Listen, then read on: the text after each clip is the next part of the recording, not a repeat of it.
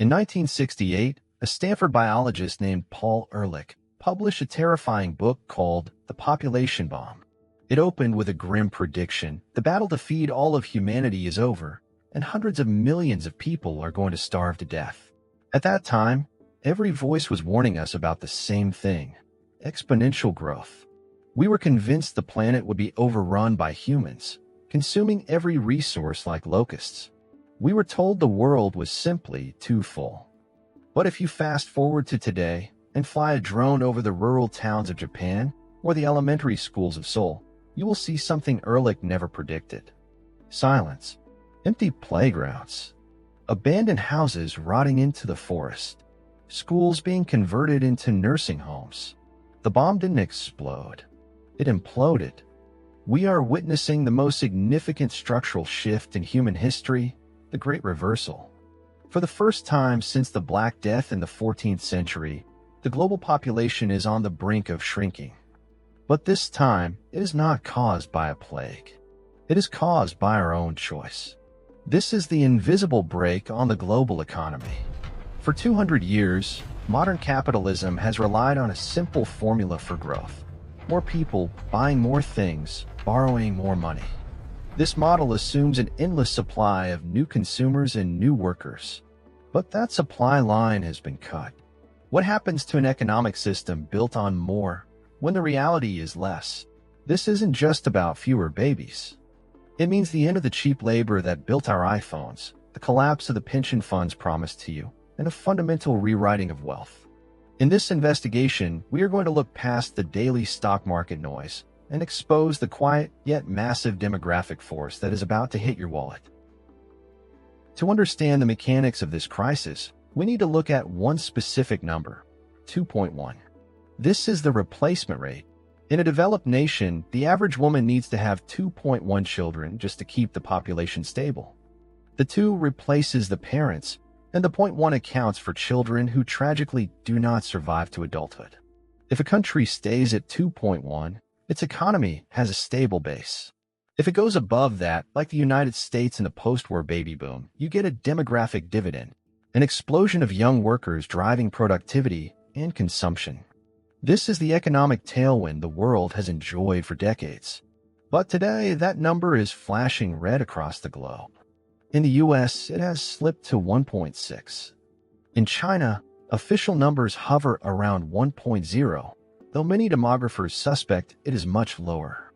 And in South Korea, it has crashed to a world record low of 0.72, a rate so low that for every 100 Koreans today, there will be only 4 descendants in just a few generations. When the number drops below 2.1 for a long time, the geometry of society changes. We move from a pyramid, a broad base of young workers supporting a small tip of retirees, to an inverted pyramid, a massive, heavy top of elderly pensioners, balancing precariously on a shrinking base of young taxpayers. Think about the pension systems established in the 20th century. They were designed when there were 10 workers for every 1 retiree. By 2050, in many advanced economies, that ratio will approach 2 to 1. This structural collapse forces governments to print money to fill the gap, fueling the very inflation that makes raising children unaffordable in the first place. This is simple math, but the economic implications are violent. It means labor shortages are not a temporary glitch, but a permanent feature. It means the social contract, where the young pay for the old, becomes mathematically impossible to sustain without massive tax hikes. We are entering a world where capital is abundant, but human beings are the scarce asset. If you want to see the future of the global economy, you don't need a crystal ball. You just need a plane ticket to Japan. Japan is the world's demographic time machine. It is experiencing today what Europe and China will experience tomorrow, and what the US will experience the day after. Travel to the Japanese countryside, and you will encounter a phenomenon known as ikiya. These are ghost houses. There are currently over 9 million abandoned homes in Japan, enough to house the entire population of Australia. They are not abandoned because of war or disaster.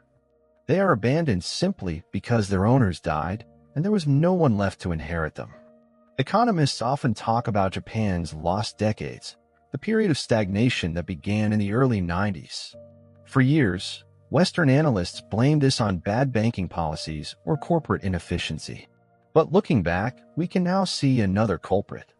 It wasn't just a financial bubble that burst in 1989. It was a demographic bubble. Japan's working-age population peaked almost exactly when its stock market peaked.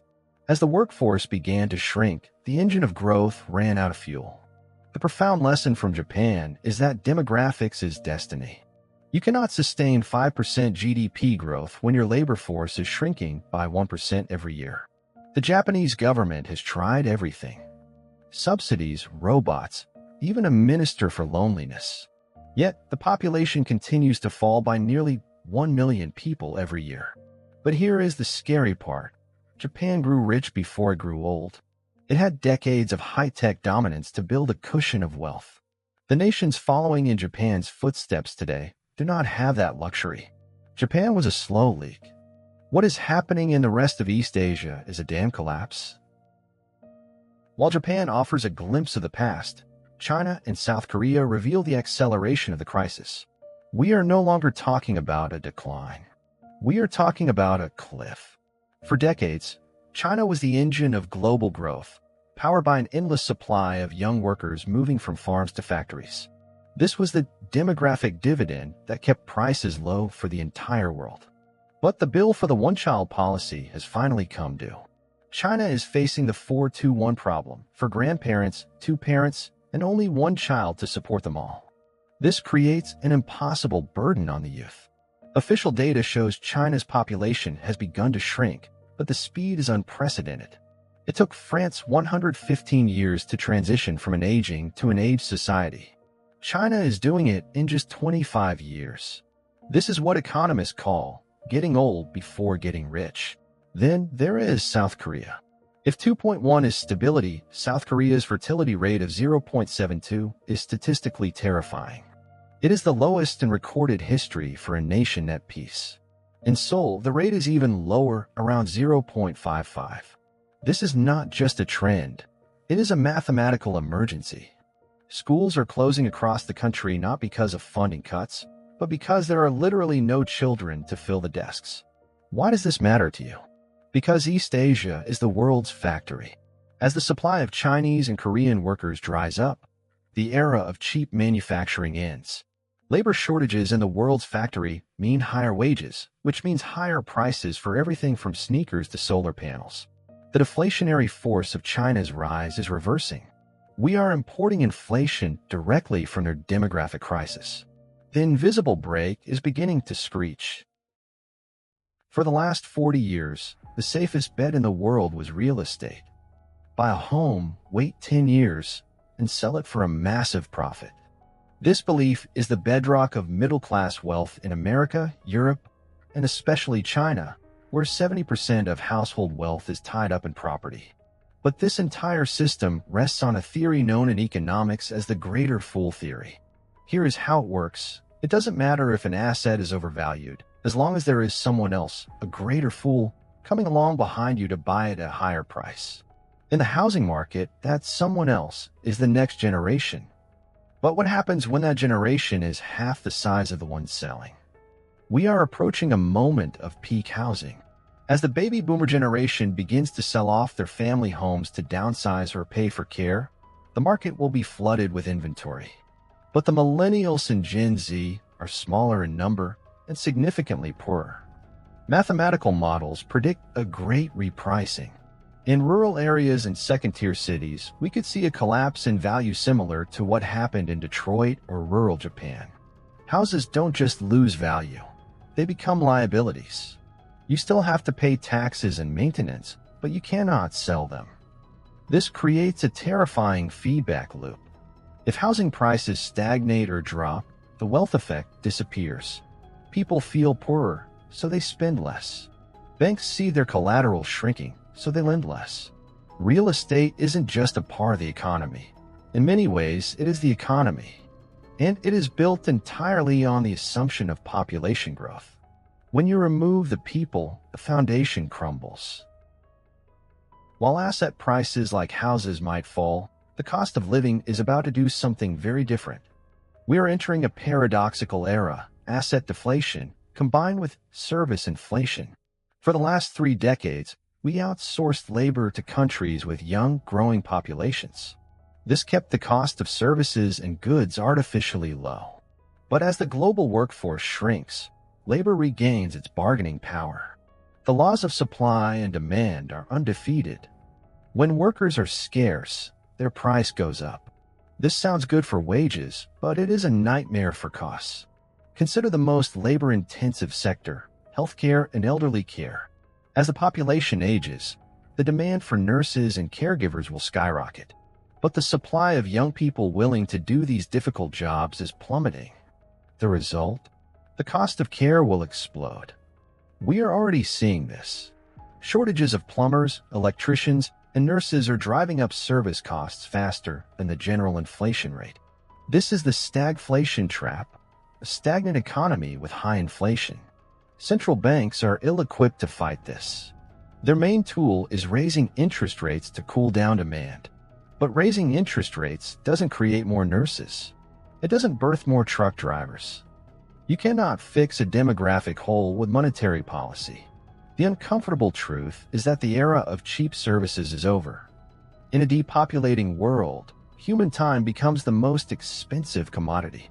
If you want a human to fix your pipe or care for your parents, you will have to pay a premium that most middle-class families simply cannot afford. This is the new inflationary squeeze, not driven by money printing, but by the vanishing worker. If the housing market is the asset bubble, then the pension system is the fiscal bubble. And it is about to burst. Most modern pension systems operate on a structure that looks suspiciously like a Ponzi scheme. They rely on the money coming in from today's workers to pay out the benefits to today's retirees. This works perfectly fine when the population is a pyramid, when you have 10 workers contributing for every one retiree withdrawing. That was the reality in 1950. But today, that ratio is collapsing. In many European nations, we are heading toward a ratio of 2 workers for every 1 retiree. It is a mathematical impossibility. You simply cannot tax 2 people enough to support themselves, and a third person living for 30 years in retirement, and pay for the infrastructure of the state. This ignites a new kind of political warfare, intergenerational conflict. We are seeing the rise of the grave vote. Older voters turn out in massive numbers. They vote to protect their pensions and health care. Politicians, desperate for votes, cater to them. They keep benefits high, even if it means slashing education budgets or raising taxes on the shrinking workforce. We saw this explode in France with the pension protests. We see it in the US with the debates over Social Security. The social contract is fraying. The young feel betrayed, believing they are paying into a system that will be bankrupt before they ever retire. Governments are left with 3 painful choices. 1. Cut benefits, which is political suicide. 2. Raise taxes, which strangles the economy. Or 3. Print money and inflate the debt away. Most will choose option 3. The result? A slow, grinding devaluation of currency. Your pension check might arrive, but it won't buy what you thought it would. It is easy to look at this data and see only doom. But capitalism is famous for one thing: adaptation. As one door closes, another opens. We are witnessing the birth of the silver economy. While overall GDP growth might slow down, specific sectors are about to experience a gold rush. The most obvious is healthcare and pharmaceuticals. But it goes deeper than that. We are talking about a fundamental shift in consumption. In Japan, sales of adult diapers have outpaced baby diapers for over a decade. That sounds like a joke, but it is a multi-billion-dollar industry. Companies are redesigning cars for older drivers, creating smart homes that monitor health, and developing robotics not just for factories, but for companionship and care. The tourism industry is pivoting from backpacking adventures to luxury cruises. The financial sector is shifting from wealth accumulation products to wealth decumulation and estate planning. This is the longevity dividend. Smart investors are no longer looking for the next baby boom stock. They are looking for companies that solve the problems of an aging world. Robotics, biotech, anti-aging research, automated logistics, The economy isn't dying, it is maturing. We are moving from a model based on quantity, selling more cheap plastic stuff to more people, to a model based on quality, providing high-value services to a smaller, wealthier population. The question is not whether money can be made in a shrinking world. The question is, are you positioned to solve the problems of the old, or are you still betting on the growth of the young? For years, the headlines have been dominated by a singular fear. The robots are coming for your jobs. We have been terrified that AI and automation would leave millions of humans unemployed. But in the context of a demographic collapse, this fear is completely backward. The problem isn't that robots will take our jobs. The problem is there won't be enough humans to do the work that needs to be done. Look at the countries investing most aggressively in robotics today: South Korea, Japan, and Germany. These aren't nations trying to fire their workers. These are nations desperate to fill the gaps left by a vanishing workforce. In Tokyo, you can already find convenience stores staffed by avatars and construction sites patrolled by drones. Here is the economic equation that rules our future. GDP equals population times productivity. If the population variable is crashing, the only way to prevent the economy from shrinking is to massively increase productivity. This is where AI becomes not a threat, but a lifeline. We need AI to diagnose patients because we won't have enough doctors. We need automated trucks because we won't have enough drivers. We need algorithms to manage power grids because the engineers are retiring. The race of the 21st century is not a space race or an arms race. It is a race between depopulation and automation. Can we invent machines fast enough to replace the humans we stopped creating? If we win, we enter a golden age of leisure and high productivity. If we lose, we face a slow, grinding decline in our standard of living. Technology is the only bridge across the demographic cliff. So, where does this investigation leave us? We started with a myth of overpopulation, and we ended with a reality of a shrinking world. The evidence suggests that the era of explosive growth, the engine of the 20th century, is over. But this is not necessarily the end of the world. It is just the end of a world. Economists have a term for what comes next: the stationary state, a condition where the population stabilizes and the economy stops chasing more and starts focusing on better. A smaller global population places less strain on the environment. Housing could eventually become affordable again as demand softens. Wages for the individual worker could rise as labor becomes scarce. We might be poorer as a collective aggregate, but richer as individuals. The transition will be painful. The pension crises, the labor shortages, the empty cities, these are the storms we must weather. But once we pass through the bottleneck, we might find a society that values human life more, simply because there are fewer of us. The invisible brake has been pulled. The train is slowing down. The question is, are you prepared for the stop?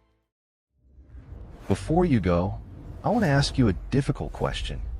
Do you believe a shrinking population will ultimately lead to a higher quality of life for the individual, or a stagnation we cannot escape? Let me know your perspective in the comments below.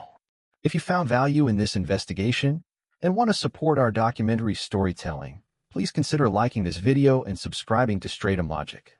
Your support allows us to continue to focus on the depth of the analysis. Thank you for deep thinking with us.